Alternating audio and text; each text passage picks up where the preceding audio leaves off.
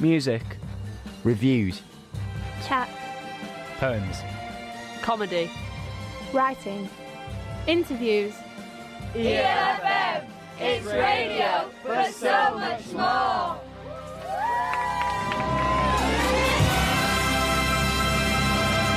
Hello and welcome to the Vandal Factory radio show. My name is Henry Raby. And my name's Natalie Quatermass, and together we are Vandal Factory. And you are our little Vandal Raptors. How are you doing? Hello, little raptors.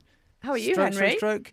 I'm all right, thank you. Yeah, it feels like February went on for 1 billion years. Really? I think it went in a flash. Do you know what someone said to me? We were chatting because the perception is that February's shorter at 28 days. Yeah. Because it comes after a January where you're a bit skint. You actually spend more in January because you think, oh, I can like spend a little bit more because there's only not as many months for when I get paid again, or my budget's reset. Right. So actually, everyone just gets really skint again in February because... I see. Well, some of us don't get paid monthly, so I wouldn't know what that feels like. Some of us don't get paid. What have you been up to recently? On Friday went to see Rob Orton, who is a stand-up comedy poet.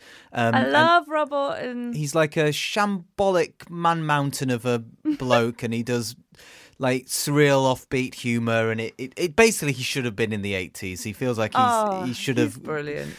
Grown up in the alternative comedy scene, and he's deadpan, but he has this whimsical take on the world. But I saw him in York, and he's originally from a small village near York, so it's packed with all his friends and family. Brilliant. So like, his sister wasn't back after the interval because she was, I don't know, doing something else. It's fine. She do whatever she wants. But like, he sat in her seat, for example, and that was very, very funny. Very good. It's very emotional. Like, his show, The Crowd Show, is all about people, and he loves people, and all the people were in the room. So that was all very emotional.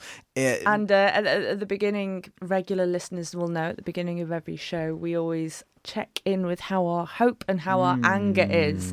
Am I correct in assuming that Rob's show was full of hope?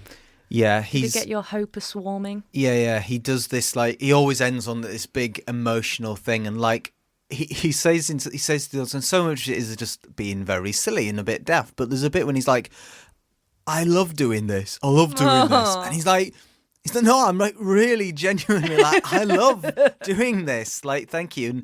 And there's a joke, loads of people do it, bands do it, and comedians of thanks for coming, because otherwise this would have been a bit weird, me on my own doing this if you weren't here. But the show is about just being in a space doing this. Isn't it great? So yeah, it was quite a lot of hope in there, but hope for just it's just nice to go to a nice old comedy gig at 41 Monkgate, Brilliant. which I used to be a trustee of. Yeah. I was also had the pleasure of going to see some theatre since our last podcast record, and Let loose and cry for Harry, England and St George. Wait, it was Macbeth. I don't know why you're quoting that. I'm only joking. It was Henry V. I went to see it at Leeds Playhouse, and it was fab. It was absolutely brilliant. I was not in the mood for a big, chewy history, tragedy, Shakespeare, but it was a really good, choppy twist on the story with just excellent actors, and it did what I love. I love Shakespeare productions when they just put the story first, put the characters first, get everything out the way. And the design and the production and stuff was just simple, creative choices that were just really pleasing and enjoyable. But the first half was less than an hour, second half was less than 50 minutes. So it was it was a choppy for Shakespeare. And what I didn't know much about Henry V, but all I knew was it's kind of it's the bravado one where he goes, "Right, we'd do that." He goes, Harry, for England, lads, and he goes over to France to prove that he's got massive. Am I allowed to say the B word? He goes to have a war. Yeah, but for his ego. But that's what I mean. Whereas this interpretation of the character was more like that actually that was a huge bravado that he was keeping up, and it was exhausting, and he was racked with guilt. It was like Hamlet meets Henry V. So it did look at kind of the impact of the male psyche when keeping up this. We will win, we will conquer, I'm flawless, I don't feel pain, all of that. He burst into tears at the end of every scene. Oh, bloody hell. So It was great. It was They a really turned good show. Henry V into a snowflake. Yeah. Ridiculous. And would it make you hopeful / angry, or just ready to open the pits wall? It's pretty angry. There's quite a lot of like, oh yeah, monarchy's rubbish, isn't it? Oh yeah, Shakespeare knew monarchy was rubbish, even though he was writing plays for them. That's my interpretation, anyway. Do you know I did a bit of Vandal Factory admin? Oh yeah, and your favourite? I made sure our website, the domain name, was all up to date and paid for. So vandalfactory.com is up and running now. My mistake was that I'd already paid for vandalfactory.co.uk. And I didn't realise. It just was like, I misunderstood the subscription stuff. So if you go to either vandalfactory.co.uk or vandalfactory.com, it's the same website. So we're paying for two things. Well, I'm paying for two things. Right. Which is why I've brought along something I found recently, which is the old Vandal Factory patches. So we made these patches because we're a cool, punky theatre company. Yeah. And if you want a patch of Vandal Factory theatre company / podcast to put on your backpack, to put on your jacket, to sew onto your trousers, Well, there's a whole like available. massive. I know you can't see it, but Henry's got like a whole sheet. The patches haven't been like cut up yet. Listen to the sheet. Yeah. So if you were to buy all the patches, you could then make it into some kind of curtain, a cape. Yeah. A tea towel. Oh yeah. Oh nice. A banner. Ooh. What I'm saying is, if you want one and you're enjoying the show and you want to sling a bit of money or support our way, just drop us an email, vandalfactorytheatre@gmail.com. Excellent. So we're going to have a track now. So it's a York band, and they've just put out a new EP. They're called The Bricks, and this song is Reverse Alchemy.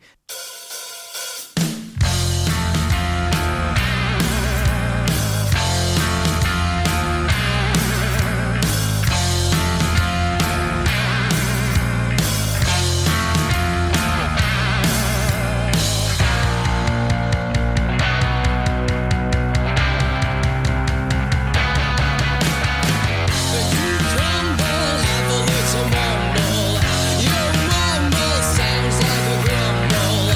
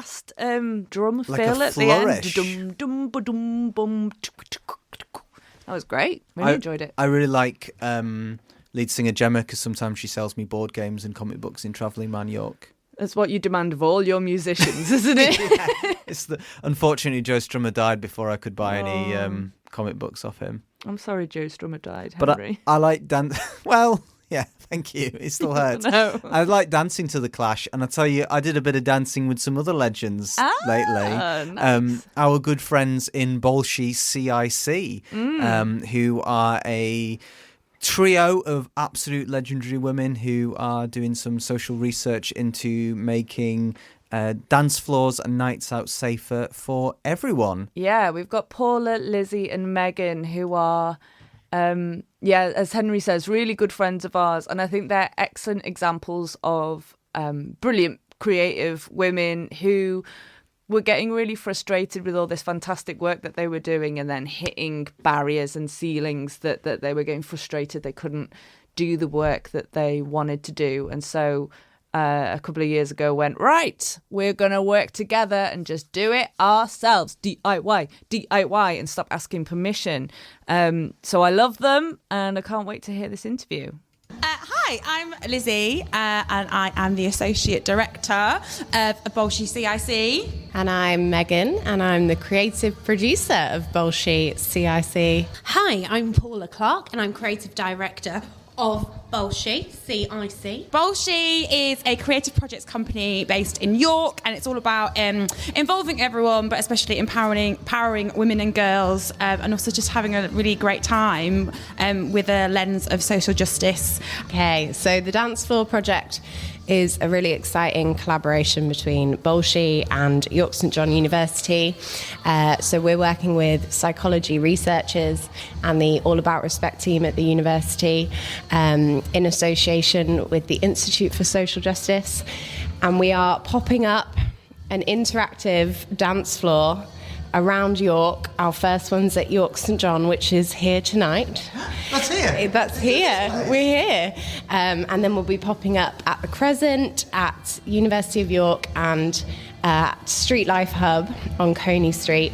And it's all about having a great time, but making sure people feel safe in public spaces and exploring how we can develop strategies together to make everyone feel safe.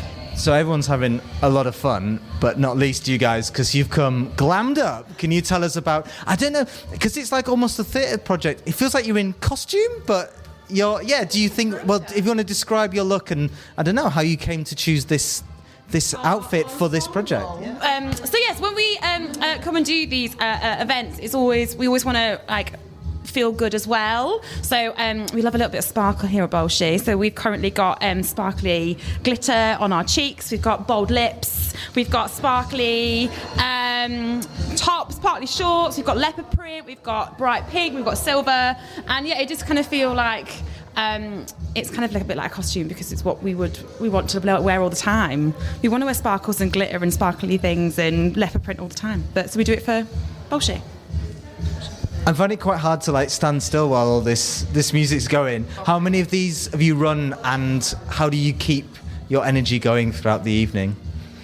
So we did one at York Design Week in October, which was like a test run.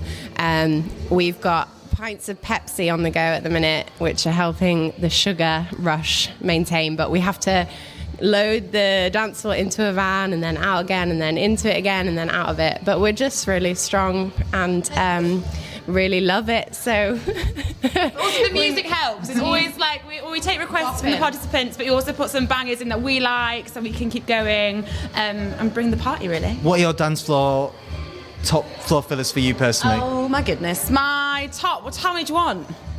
Top one? Top one. The one. The one. Oh, come back. The top one. The top one for me at the moment. It's distracting me. Henry, I'm really sorry. This is the point where Paul is dancing around in the corner. My banger would be go-to number one, Tori Amos, Professional Widow. Everything. Honey, bring it close to your lips, yes. What is the landslide? Our principal proportion, boy. It's gotta be big. What are your first memories of going out to dance floors and clubbing? And do they inform this project? Good question, Henry. I was going to dance floors in the 90s where there was a lot of lad culture, ladette culture, and it kind of meant that everything was a free-for-all. Nothing actually felt very safe at all. You were grabbed, groped, shouted at, catcalled, snogged without your consent at all times on the dance floor, and it's just the way it was. And it's not like, now would this even be like a thing? I just don't know. That's awful. And like, shockingly, it is still a thing. Like, my first times at dance floors, like, very much the 2000s, and like, awful. You're trying to have a great night, and then some guy thinks that he can just snog you out of the blue without your consent or you even acknowledging his existence, and it's just so infuriating and puts a dampener on your whole evening. So it is still happening, and we're trying to sort that out all together. So you're gathering people's stories, their experiences, their thoughts, their demands. Where do you see this project going? Is it to create a show? Is it a piece? Is it where's this research leading to? So a show was our first thought, probably that would be an amazing thing to do, to take all of that sort of knowledge and turn it into something that's going to make people think about it. But we also want to work on a sort of co-created campaign. So whether it's some beautiful artwork based on stories and experiences and people's prevention strategies, and we plaster that on toilet doors in every nightclub or on trains or whatever it is, to make people stop and think about how they're behaving and about the perpetrator's behaviour, not the victim's behaviour. Also, the thing about Bolshee is we are not a theatre company. We do not do shows in traditional theatre spaces. We might do that, but what we want to do are create projects that feel like they're vibrant, they're relevant, they need to happen right now. And that creative project could be anything from a pop-up dance floor to a workshop, to a takeover of an open mic, to a DJ project which might be coming up. So it takes any form, but it's about being active and not going away and taking some money from whoever that governing body might be and going, let's spend some time mulling that over and la la la la. It's let's just do it now, let's get on its feet and let's get everybody involved. I just want to ask one last question, and that is, why is it that as people that worked in theatre and dance that you go, actually we don't want to be a theatre company, we want to be out there in different spaces? Like, what was that impetus, that thrust? It's because we want to do what we want to do, Henry. We want to do what we want to do, and we want to have a really good time doing it. And we want to include everyone, to bring them along on that journey so we can all do it together. Yeah. And we're rebels. I thought of my DJ anthem question now. Okay. I feel like it's past it. What's your top banger? My top banger at the moment is Lizzo's "Are You Ready?" Because I'm always ready.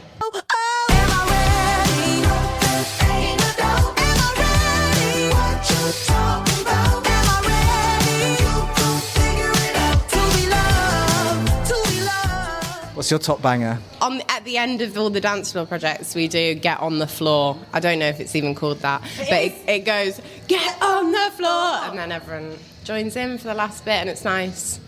Henry, what's your banger? Yeah, Henry, what's your banger? Killing in the Name Of by Rage Against the Machine. That's going Probably on not, next, actually. It's probably like some obscure folk punk song about being sad. What would Nat's banger be? Probably Real Big Fish. Yeah. Big fish. Okay, we've got people coming now. Right, cool.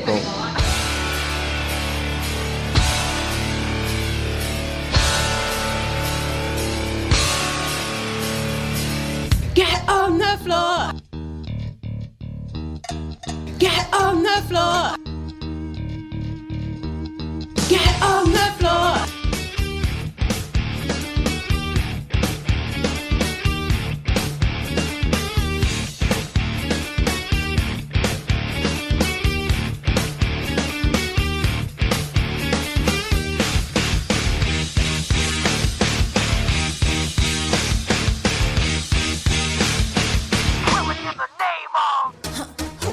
I'm loose, and everybody knows I get off the train. Baby's the truth. I'm like Inception. I play with your brain, so don't sleep or snooze. I don't play no games, so don't get it confused. No, cause you will lose. Yeah.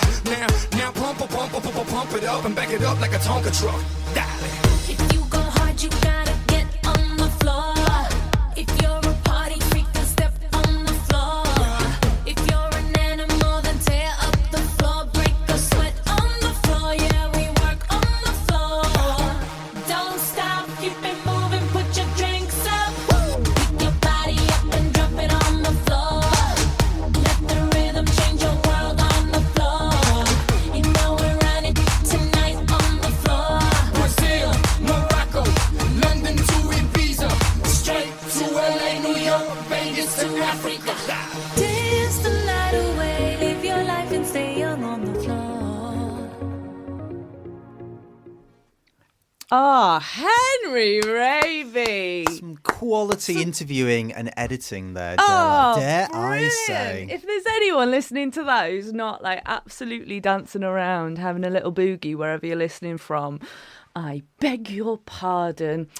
Thank you so much to Lizzie, Paula, and Megan for taking the time to chat to Henry there. Sounds like a brilliant project. Yeah, so just a little bit of context, I suppose, just to say that as well as the dance floor that takes them ages to load in and out, as well as playing music, there's big screens up where people can write their experiences and their stories. There's a space, because it's based in York, there's a big map of York, and it's like, where do you feel safe? Where do you feel unsafe? So they're sort of asking these questions carefully, but in a fun environment. Like it's research, and but it's done in a creative way, I'd say. Yeah. And they're going to be doing stuff at the Crescent community venue. Yeah, and I think it's like refreshing to not know where it's really going to lead. They're not like going, and we will be producing this specific thing. We'll have to touch base with them in a year's time. That's research for you. Yeah, You know where baby. it's gonna end. That's really exciting. It sounds great. Hey, Nat, do you like dancing? I do like dancing, yeah.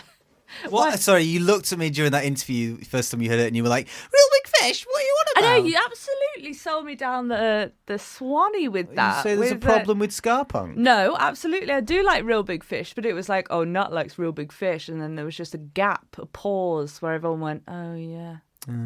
Oh, and I was like, oh, thanks. I'm not even there to like name a banger that that lot would go, whoa. Which there was plenty. I tell you what, it reminded me of during the lockdown, me and particularly Lizzie and Paul, and I think Megan came along once. We were sick and tired of being sick and tired, and so jumped on Zoom and started exercising together and just bringing different YouTube videos for like the sillier the dancing, the better.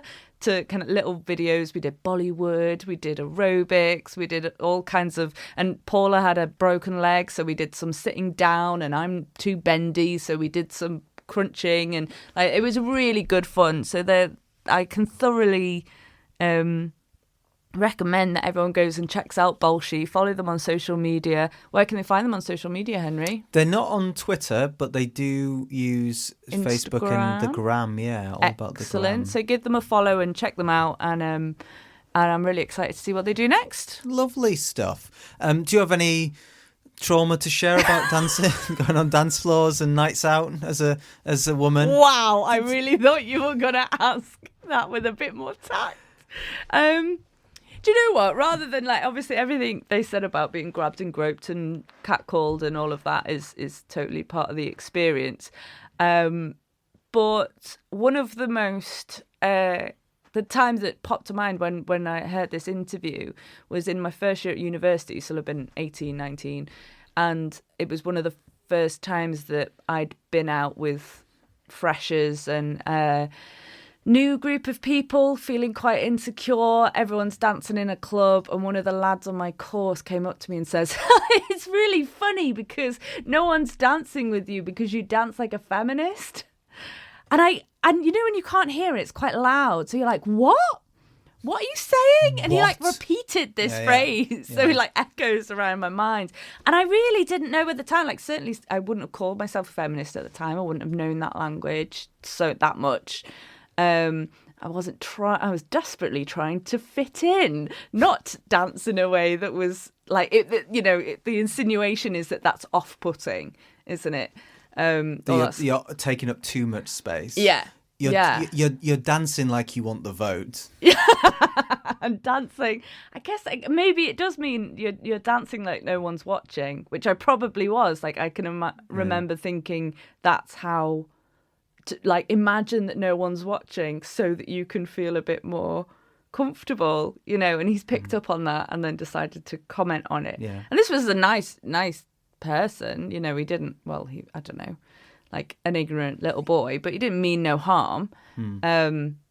But it was just these little ways of kind of putting someone in the place, making them feel smaller for taking up some space. Or that, like, here's your label. Now, this is... Yeah, you're the feminist now, actually. That's what you are. Yeah. I was the funny northerner on my course at uni. But funny. Yeah, it's funny that these comments and... he could make that in any space, so maybe that's an interesting thing to think about when we're talking about safe spaces.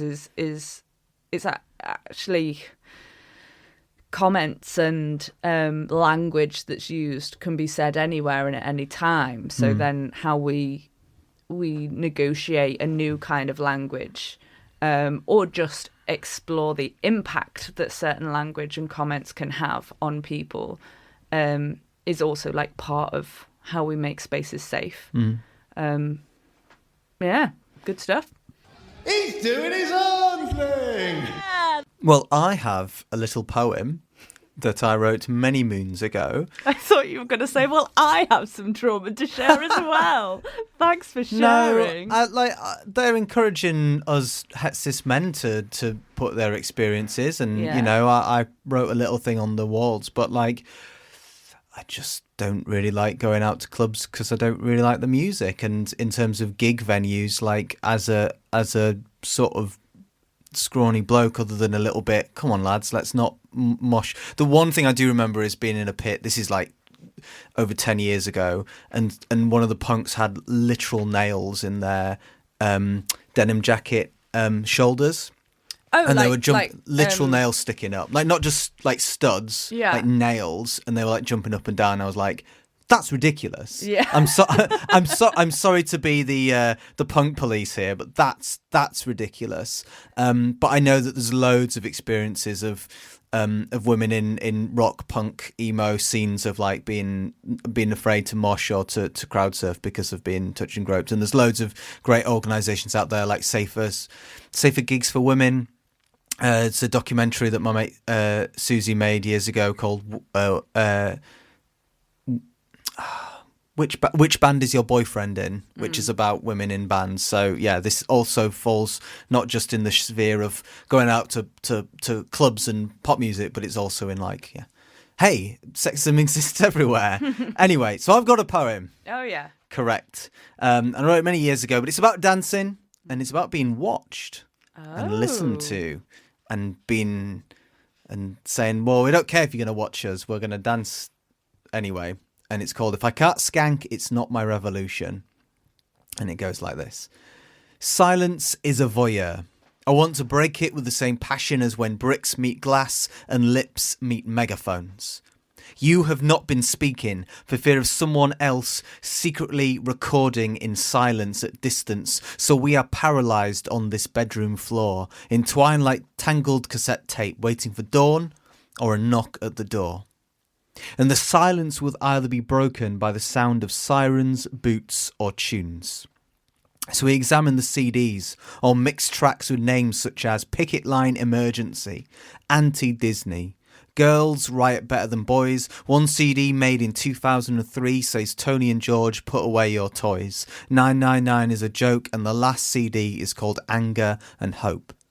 So we take a chance with shuffle mode, like tarot cards. Take your shoes off and let's dance, because if they're really spying on us, if the police and the government, if they're really listening and watching, let's give them something to watch. Let's defy with our feet to the moving of our legs. Let's be defiant from our toes to our heads. Let's be rebels from the waist down and up. Our feet march with hate and dance with love. As each song unfolds, these lines of bodies are lost in tones. Your flesh, your gender all become notes. So let's roar with the stamping of our feet. Make earthquakes to rattle the gates of power. Tear down citadels with this upbeat beat. We tap messages. Our toes are war drums. Our arms are flailing and scraping the ceiling. There's a battle plan behind this wiggling bum. So wake up the neighbours, wake up the nation. If I can't skank, it's not my revolution. Each shake we throw is like a battle stance, the revolution rumba, the comrade conga, never mind the safety dance, this is a subversive dance.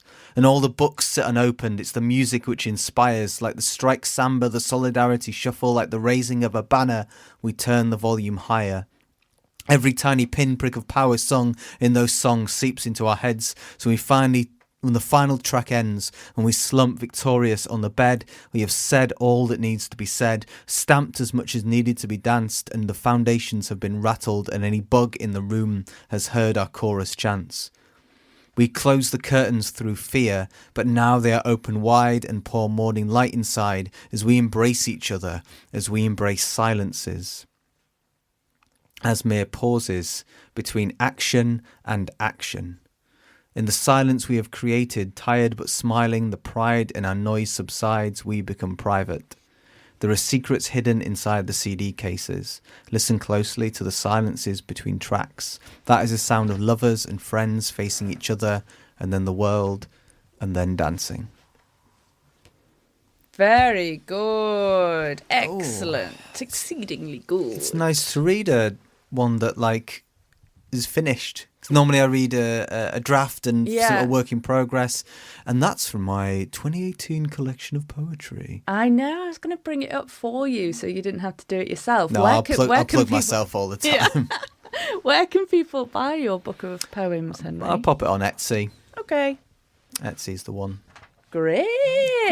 What's next? So I think we've had a little bit of music and we've had a little bit of talk of dancing, but I think what we really need is the absolute audacity to have Nat's. Where is the jingle? Henry does his own thing. Things not to ask a disabled person. Oh, here he is. I think it's time for another banger. Because every single song you own is a banger. It's time for Nat's banger of the hour. Bangers? Is it a banger? Yes, it is time for the banger of the hour. I'm sticking with our Smashing the Patriarchy theme because this podcast is going out in the first week of March. So that is also the same time as International Women's Day. So I thought we'd have a feminist awesome banger, and this is by Gaptooth and it's called The Post-Patriarchy Disco.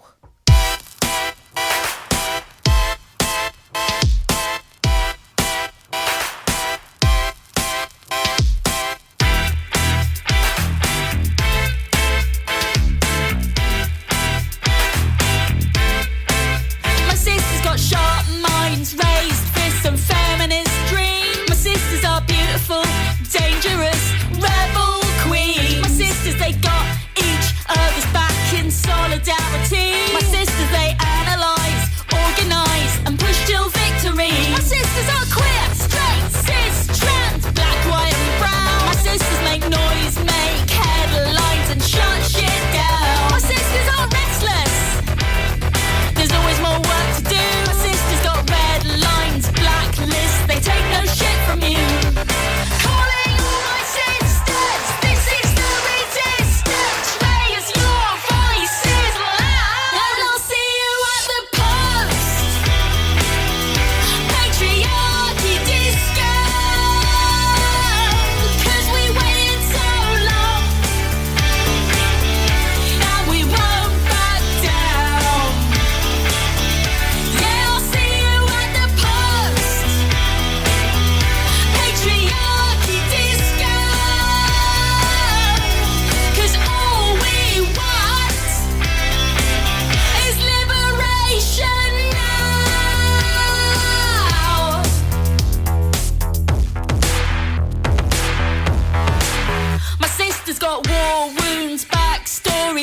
tales to tell. My sisters, they build each other up and build themselves as well. My sisters will keep on coming and we will outlast. My sisters got contacts, networks, they're building movements fast. My sisters, they think big, they got grand design. My sisters got strong game, weird style, they colour outside the line. My sisters create new worlds and they draw big crowds. My sisters, they play hard, love deep and laugh out loud.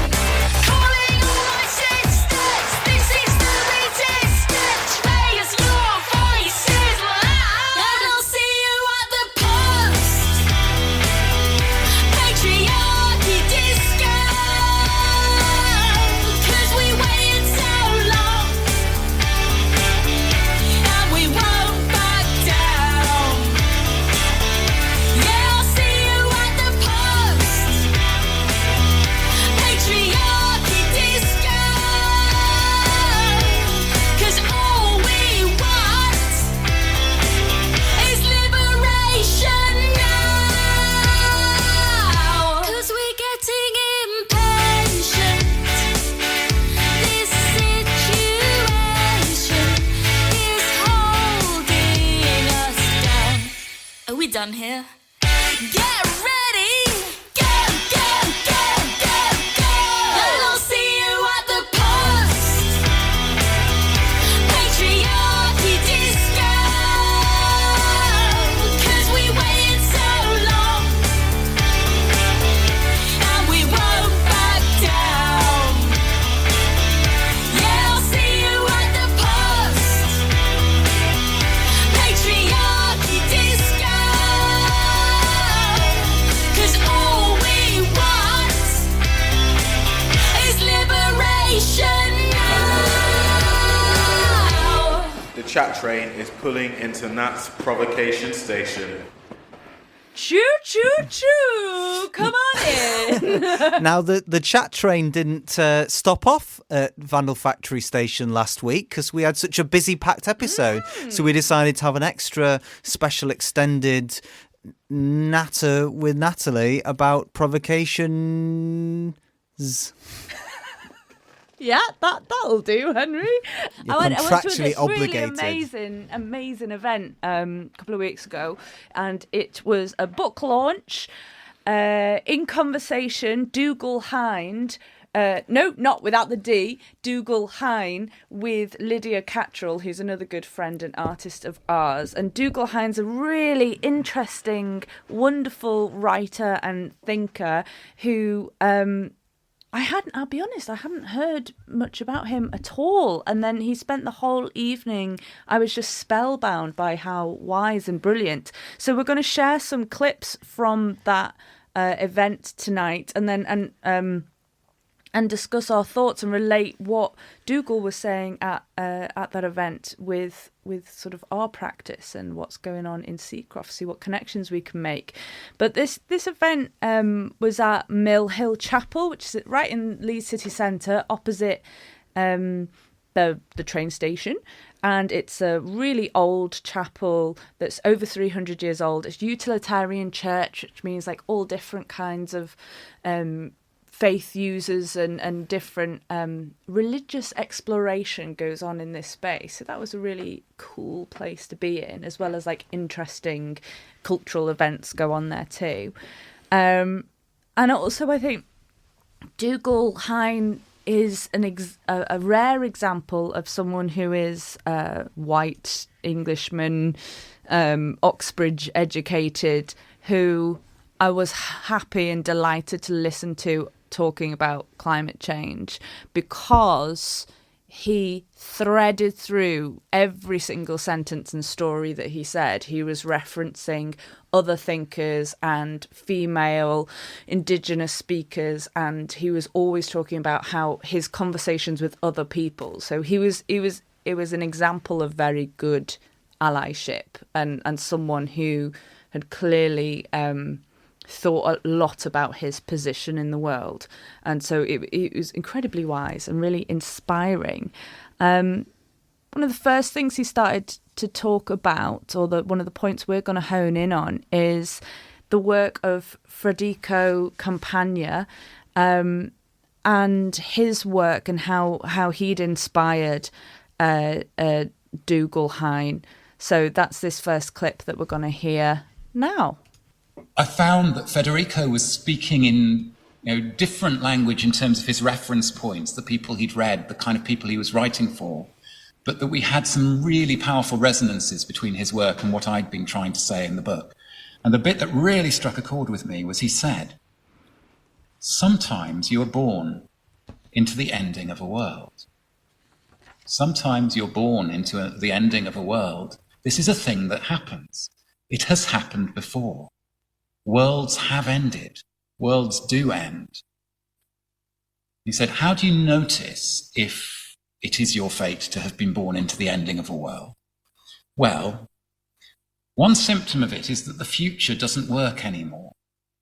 Because the future in the ordinary sense, the future in the way that politicians might try to talk about the future in a speech to mobilize people and bring people together around collective projects, that future is an extension of the story we're already in. It's a projection forward from the recent past through the present to something to come that has some kind of continuity, that belongs within the same story, that has the same logic. When a world is coming to an end, the arc of its story is reaching its end. So when people try and project it outwards, that doesn't sound convincing anymore. And I think that a lot of what we've witnessed, the sort of morbid symptoms in Gramsci's terms of politics in the last 10 years in various countries, including Sweden, has a quality of belonging to a time when the future no longer works. I quote Anthony Barnett, the founder of Open Democracy, who was a great friend of John Burge's, in the book. Anthony wrote a fabulous book about Brexit and the election of Donald Trump, which was the most thoughtful and sympathetic book written by somebody who had voted Remain, seriously looking at what was going on there rather than getting stuck in the kind of defensive cliches that are often part of how people have talked about those events. And one thing he says is, those two slogans, take back control and make America great again. The most important words in those slogans are back and again. It's the power of the appeal to the past. And we've also seen people on the left who have attempted to reboot the future in the last 10 years. In a sense, some of the people around the Corbyn Project were trying in good faith to do that.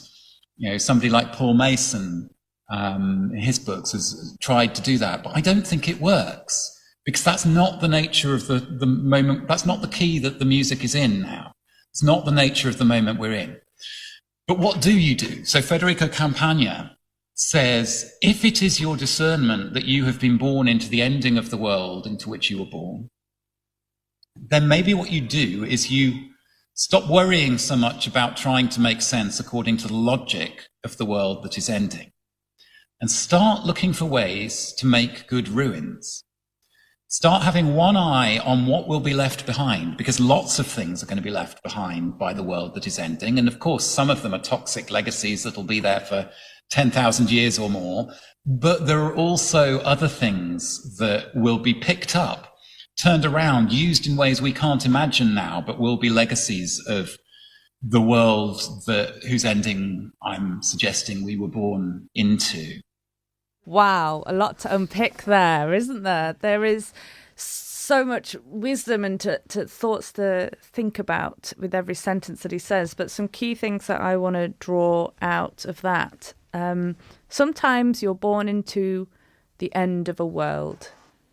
Wow, when I heard that, my whole life made sense.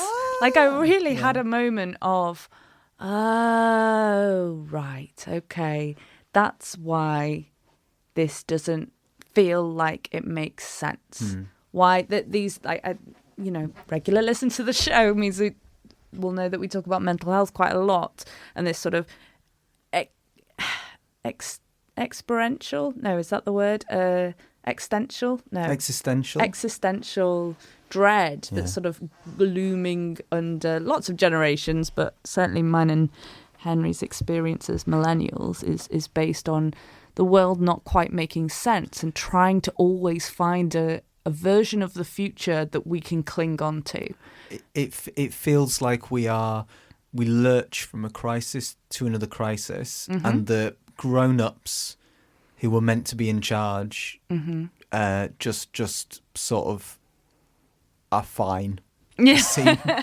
They seem fine, and it feels like that. Yeah, younger generations are just living in a crisis. Whereas people in the towers, and when I say towers, I mean middle class suburbia, are like, well, what's the problem? Yeah. But then I guess the wheel changes, so now the Gen Xers are the ones who are in the middle class suburbia. So maybe us millennials will be the ones in control, and then the Gen. But like, yeah, to agree with this, it just feels like I have no hold over the world, no control, no plan, no structure. And you look at the people that either cause the crises or are meant to navigate us through, and just seem to, certainly in a post, he mentioned the Corbyn project, in a post 2019, I don't really see any solutions. Yeah. There was actually, in another part of the evening, talks about the grown-ups, and we don't have time to share that. I could have shared this whole speech. It's like 2 hours, guys. I really recommend you going to YouTube and checking out Dougald Hine without the D, Dougald Hine. Yeah. And if you say Leeds or the book, by the way, is called At Work in the Ruins. So go buy the book and read it. It's really fantastic. And you can check out this whole evening on the YouTube stream. So yeah, no control and therefore no future, which, you know, the Sex Pistols were singing in the late 70s, no future for you. But yeah, how do you in this late stage capitalism world make sense? What then makes sense to me why in so much in the last couple of years I've gone back to what is often referred to as quiet activism, like gardening and community, really grassroots. How do we just make this sense, make this world make sense? It makes sense if I'm planting seeds. It makes sense if I'm growing food. It makes sense if that I'm sharing that food with my neighbours and they can feed themselves and their children. That makes sense to me, so that's what I'll do. And breaking it down into those terms, because looking any further forward, suddenly we get lost. And I don't quite believe all these various different futures and trajections, because ultimately the world as we know it, not the world as a whole, the world as we know it is coming to an end. And that's what we've been born into. Let's have a little look at our second clip from Mr. Hine, where he talks about modernity. So can we he used this word modernity throughout the night, and I had to do a quick Google and check out what that word means. Can you inform the listeners, please, Henry? So, dictionary definition: modernity, the quality or condition of being modern. The example is a modern way of thinking, of working. So Hobbes was a genius of modernity. So it's this question of what does it mean to exist in the present, in the modern day. And one of the things that kind of came to me in that work was that art and the arts and this, you know, the cultural sector or whatever we call it, within modernity has had a special role. It's been this enclave in modern societies where the things you do are not fully expected to make sense in the ways that everybody else in just about every other field has to justify their work to spreadsheets and productivity and efficiency. And this is part of why artists are sometimes so hated. It's part of why it's so easy for tabloids to, you know, whip up anger at, you know, some ridiculous art project that's received funding, is because it's a double-edged thing. If you have this artistic license that you get to access that funding, of course, the reality for nearly everybody who has that is that you tend to live in a condition of precarity. But it's a privileged form of precarity. And you have to be aware, I think, of that double-edgedness, that if you are unaware, if you're not conscious of the extent to which you have a strange kind of freedom that hardly anyone else in society gets to have, at least in the parts of their life where they might get paid some money. If you're unaware of that, you can be very offensive by accident, let's say. But in Federico Campagna's terms, this thing of, the logic of stop trying to make sense according to the logic of the world that is ending and start trying to leave good ruins. Well, artistic organizations and projects, especially the smaller ones that are held together as much by love and mutuality and relationships as they are by the bits of funding that they sometimes manage to get hold of, have a special position. They can be portals between the world that is ending and presently unimaginable worlds that might come after, precisely because they don't have to make sense. They don't have to justify themselves as rigorously to the logics of economic rationality as nearly every other kind of organization does. So just that bit of Federico's work helped me make sense of why I kept getting drawn back to working with artists. I mean, my ears pricked up as soon as he started talking about small arts organisations, and then quickly when he starts talking about us not quite needing to justify ourselves in the same way as artists. I do feel a little bit defensive over that. I'm like, I don't feel, maybe I'm not aware of my privilege that he discusses of needing. I feel like we have to do quite a lot of how many people have we served and what's the point in this and what's the purpose. And I think it's happening more and more and more in the last 10 years. So maybe that's a distinction of generations as well, of like, I've been around making work professionally for 14 years, and in that year I've had to make myself accountable to lots of funding bodies and etc. So there's an element of that, but then there's also, it made me think of, gosh, like to bring it back to International Women's Day, and I'm pretty decided that I'm not going to have children. A lot of my people my age are fairly convinced that they're also not going to have children. The millennials are not reproducing. And I've never really been able to articulate why. Like, I can give lots of rational reasons, but those rational reasons have existed for a long time. And there's something about leaving good ruins that just really chimed with something quite core, that this sense of like, this is ending and not passing that on really chimed with me. That's making absolutely zero judgment on anyone else who makes different choices, but they're just, that's why I'm glad that writers and artists exist in the world, so that they can say things that you've probably felt and lived in your body for such a long time, and then it takes someone else to say it in a particular way, and you go, oh, that makes sense to me. That makes sense to me now.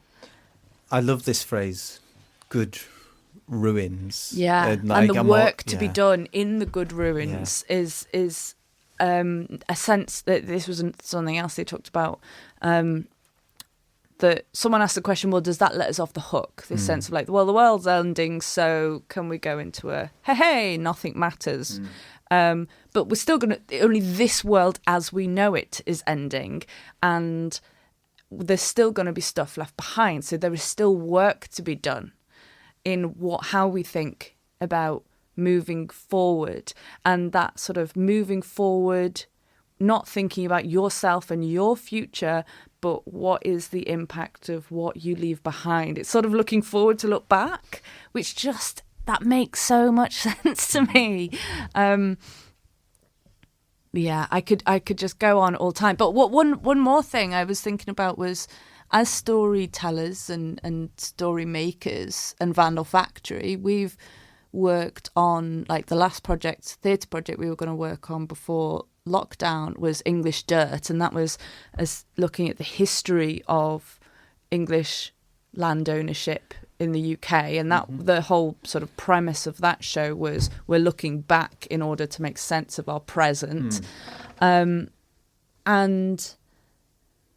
it's this book and this talk has really made me start to question how we use historical stories and how we start talking about the future.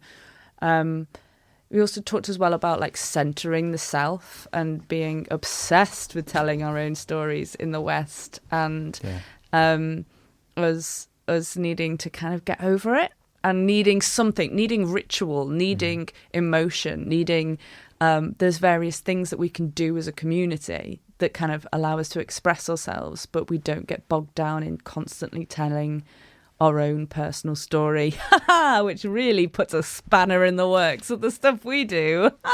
Out of these conversations we've had over the various months in the show, like I've come to two conclusions. One, that I love writing poetry about the past. And if you tune into episode 3, as a poem I do about the 1800s and the Luddites and the diggers and the radical revolution stuff there. And I still do that poem a lot, but I'm reflecting, and I've got several poems about history and radical history and erased working class history. But the more I write about that stuff, the more I go, I need to write about now and the future. And secondly, this idea of the solo performer. Well, I've done that for, over 10 years now, and I'll always get up on stage and I facilitate solo people getting to tell their story. But I am like, we just don't have enough stages for everybody to get up and tell their own personal story. And I've told my story now. So that was the other moment that I wanted to find, and we couldn't find it because we're going to run out of time. But Dougald talks of it's an Indigenous person, a storyteller, who says, you white people are so obsessed with telling your own story. I just worry that we're going to run out of time. And then talks about the use of ritual and as that being a collective way in which we can share trauma or note a moment or initiation or cultural marcations in our world as we make sense of this world. I think that's what it's all coming down to, is how we make sense of our place in this world. Because I think, poetry open mic, someone gets up and they share their story about their experiences, and someone in the else go, you've framed that for me, that's perfect, I've connected, I understand what that is, a sharing space. But that model of maybe even it links to identity politics gets thrown around a lot, but this model of like a stage for everyone to get up and do that is not sustainable. And maybe we're just creating again the detritus of stories that just go. It's like this flurry of stories that just like get poured into the sea. In terms of the climate crisis, it's important that we, as the humans, decentralize ourselves, or as powerful Westerners, decentralize ourselves and start framing it in terms of this world. It is a lot. The world's going to be around a lot longer than we are. We are not the be all and the end all of this universe, and it's really hard for us to get our heads around that. But there are trees on this planet who have been here for generations and will continue to be here for generations, and they're going to see this thing out. So let's something else that Dougald said was quoting someone else. You're going to have to look up all these references yourselves. Do the legwork, listeners. This is urgent. We need to slow down. This sense that time can write that down. Yeah, it's really good, right? This is urgent. We need to slow down. So get a sense of perspective.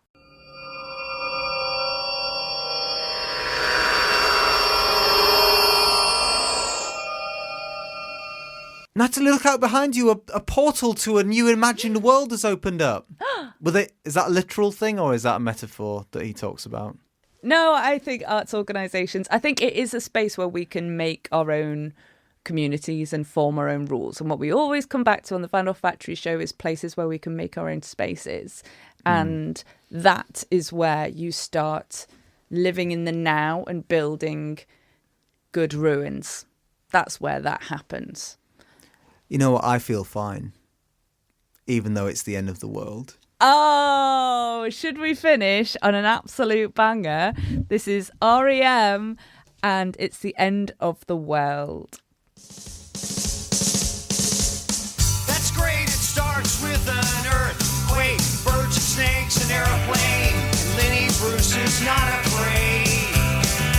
I have a hurricane, listen to yourself, churn, world serves its own needs, dummy serve your own needs, beat it up an ox, speak, grunt, no strength, the ladder starts to clatter with fear, fight down, high, wire and a fire, represented 7 games in a government for hire and a combat site, left to us are coming in a hurry with the furies breathing down your neck.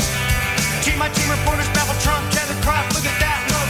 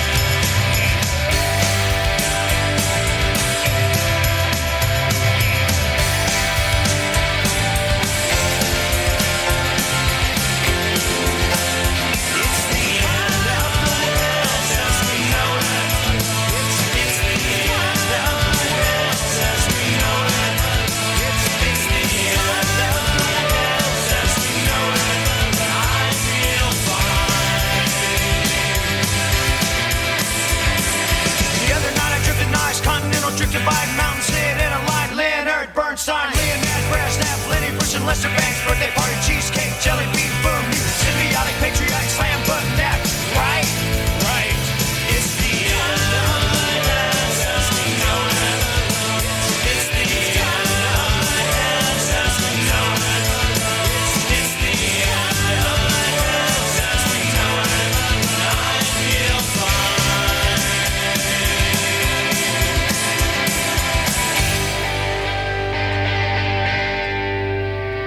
It's the end of the world as we know it.